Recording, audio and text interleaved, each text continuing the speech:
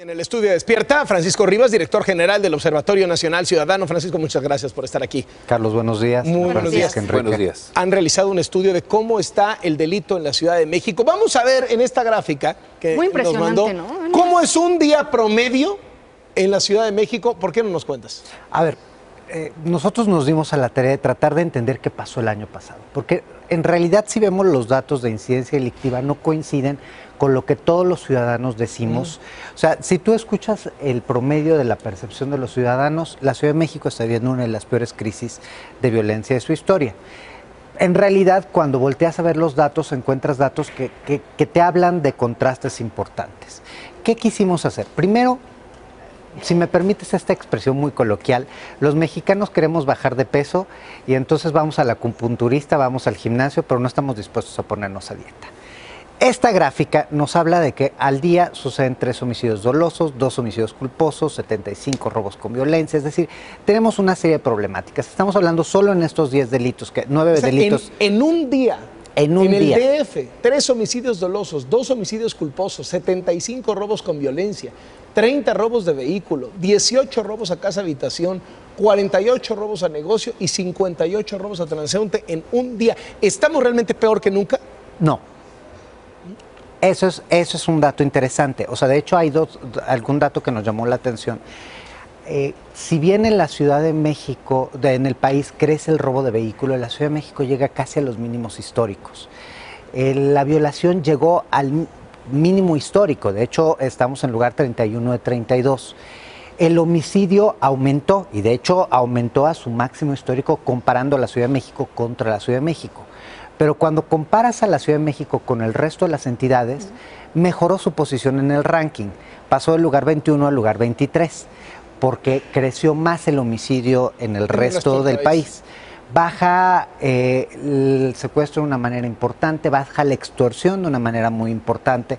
Entonces, creo que hoy tenemos un contraste sumamente relevante. Los delitos patrimoniales sí son un llamado de atención.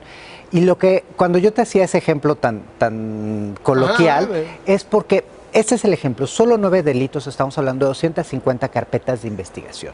Solo de estos 9 delitos se acumulan casi 10,000 carpetas al año. Es lo que te iba a decir yo, no hay Ministerio Público que aguante esto, ¿no? Ese es el problema. O sea, de verdad, sí estamos jugando a un juego de simulación a nivel nacional que es sumamente relevante. No tenemos las instituciones listas para poder enfrentar esto. Y con todo y esto, pues en algunos casos se han logrado algunos avances. De hecho, uno de los datos más interesantes, nos hemos reunido y como sabes, hacemos auditorías profundas.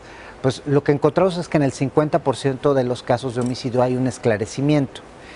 Lo que encontramos, para empezar, que sí es un dato muy preocupante que nos debería llevar a una política nacional, es que en la Ciudad de México el homicidio por arma de fuego es superior a la proporción que se tiene en el resto del país. En el resto del país el homicidio por arma de fuego es aproximadamente el 60%. La Ciudad de México es el 72.2%. O sea, sí estamos teniendo un problema ligado al arma de fuego porque es el principal medio de comisión del robo con violencia y de los homicidios. ¿Y qué pasa cuando a la Ciudad de México le agregas la realidad de que es una urbe que está integrada por municipios conurbados, que es mucho más grande que las puras fronteras políticas? Pues le agregas datos que son efectivamente lo que estamos viendo. Si nosotros volteamos, nos dimos a la tarea de hacer mapas, yo invito a que descarguen hoy el reporte, porque tú puedes ver con toda claridad que ciertos delitos se acumulan en la frontera precisamente con el Estado de México. Yo te podría decir una cosa, ¿para qué sirve esta información? Para tomar decisiones. Si yo fuera autoridad, decidiría poner, para atacar la violencia, 4, en particular el esfuerzo en 4 delegaciones, que es la Venustiano Carranza, que es la número 1 en materia de homicidio doloso, la Cuauhtémoc, si la comparamos, por ejemplo, con a nivel nacional contra las otras municipios, pues aparece en primer lugar en robo a transeúnte. O sea, si tú quitaras a la Cuauhtémoc y en particular a la Miguel Hidalgo en este momento, la Ciudad de México hubiera reportado datos pues sumamente positivos. O sea, ¿Miguel Hidalgo y Cuauhtémoc? ¿O Venustiano Carranza y Cuauhtémoc? No, Venustiano Carranza es la que te jala más el homicidio, pero Miguel Hidalgo en este momento está teniendo un crecimiento muy importante, la que creció más en materia de delitos. Lo que sí te insisto, son 4 delegaciones las que tienen el problema: Venustiano Carranza, Cuauhtémoc, Benito Juárez y Miguel Hidalgo. Indudablemente una autoridad tiene que poner esfuerzo en todos los días y en todas las delegaciones, pero por ejemplo, aquí hay otro dato interesante: más del 60% de los homicidios ocurren entre viernes y domingo, y en un rango de horario que es el horario nocturno, digamos, a partir de las 10 de la noche hasta las 2 de la mañana ocurren los homicidios. Estos son datos que sirven para tomar decisión.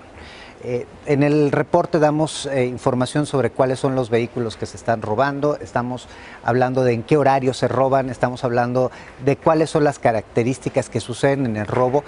Un dato que sí nos debe preocupar es que se ha incrementado dentro de todo este concepto el robo de vehículo con violencia. Muchísimas gracias por venir y muy buenos días.